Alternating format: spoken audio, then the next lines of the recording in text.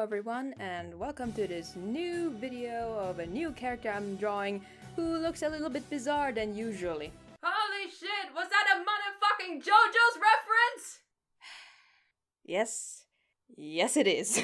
So most of you probably watching this probably have a good idea what JoJo is. I mean, it's everywhere. It's in Twitter, it's on YouTube, it's in the meme culture, it's everywhere. If you have absolutely no idea who JoJo is, you have either avoided the internet and have just discovered it, which, welcome. We welcome you with open arms, at least some of us. Or you have been actively avoiding memes, which is sad. I pity you. So, as you can see, in the Twitter suggestion spinning wheel thing, that was smooth, the King Crimson was chosen, and to be honest, when I first saw that this was the result of the spinning wheel, I almost wanted to cry. Because, as some of you might know, Oceaniz is my brother, and oh boy, he freaking loves that character. So you can guess who suggested this one. So you should have a good idea what JoJo is if you're watching this video, but if you don't and have only seen of the memes and want to be filled in with what the memes are about, I'll try to explain what JoJo is about in general. So JoJo in its entirety is about a family generation in which we always see a new adventure basically from each generation. For example, in the first part it is playing in the Victorian times with the very first Joestar, which is Jonathan Joestar, basically playing in a thriller-like genre, fighting against the main antagonist Dio, something like that. To be honest, I actually skipped the first part.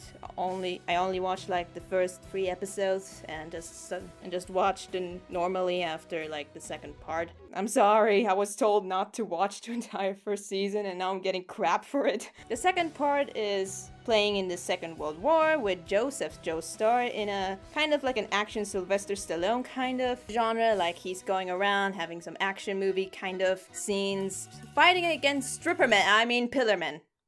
That's what I wanted to say, Pillarmen. The third part is kind of playing like in the 60s, 70s, I don't remember what exactly. And the main JoJo of this part is like Jotaro, although Joseph Joestar comes back for the third part. And they kind of have like this adventure kind of genre going on since they're all trying to find where Dio is and stuff.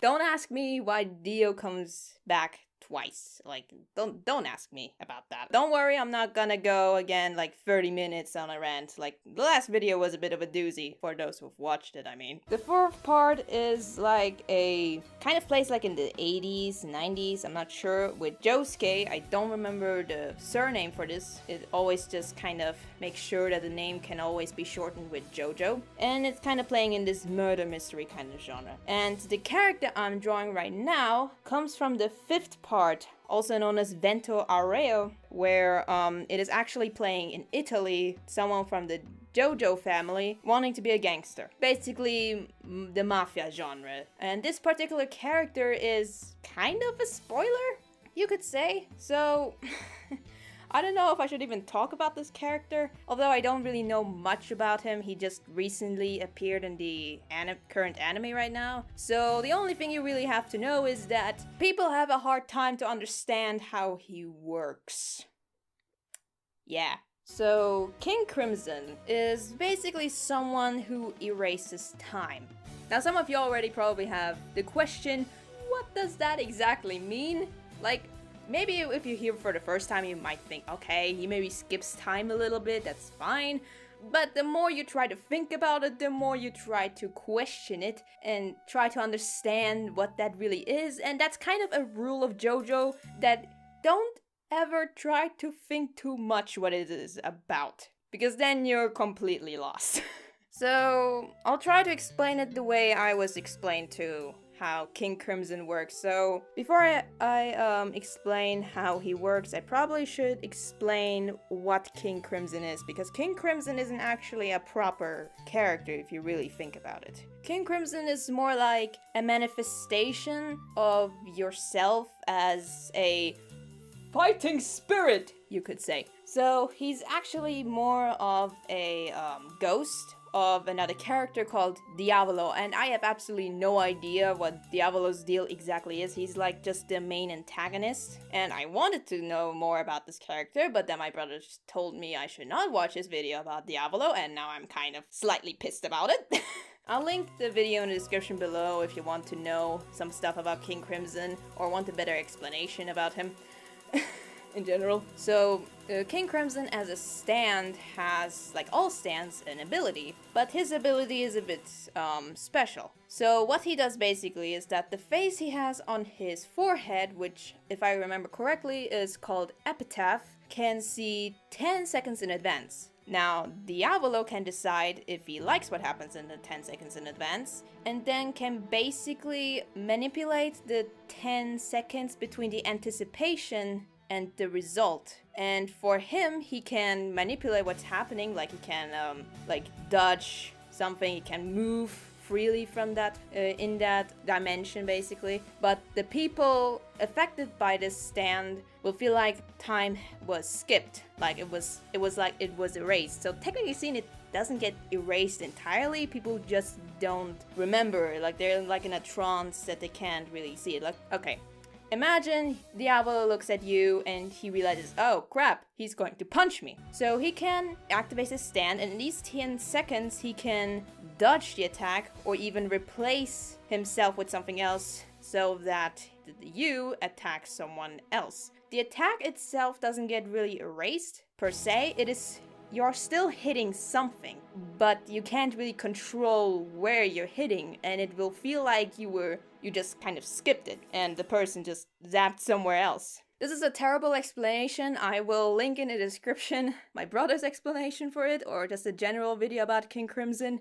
It is not easy to explain. The best way I would explain it maybe is like he basically ignores the action between the cause and the result, and nobody remembers the action is basically what his stand is about. Before I butcher the explanation any further, let's talk about the actual piece. Some of you have probably noticed already, or at least the ones who know JoJo and the manga and stuff, that I have made him look a lot buffer than he is supposed to be. I did that by accident. I've drawn 2 characters from JoJo's Bizarre Adventure. Okay, technically seen only one, and one in a JoJo style for my brother. So I was kind of used to like this buff structure, and I kind of forgot about that he's supposed to be slim. That is a mistake on my part. I'm sorry. And second, that I took the design from the anime instead from the manga. It's not that the manga's design is bad, I just prefer the anime version of it more, and honestly, the manga version is just kind of creepy. I personally do not like it that much. I did want to make it seem a bit more special, like I tried to do last time with the last video, if you have seen it. But the thing is, last time I was really not happy with the way the piece turned out. I was trying way too hard to make it look special, and so I kind of decided to go a little bit easier on myself and not think too much about it. Like, it's supposed to be fun. Drawing is supposed to be fun, especially when it's fan art, so I just thought, okay, let's not exaggerate too much. Which is kind of weird to do because it's motherfucking JoJo. Weirdness is kind of a core trait of this whole series.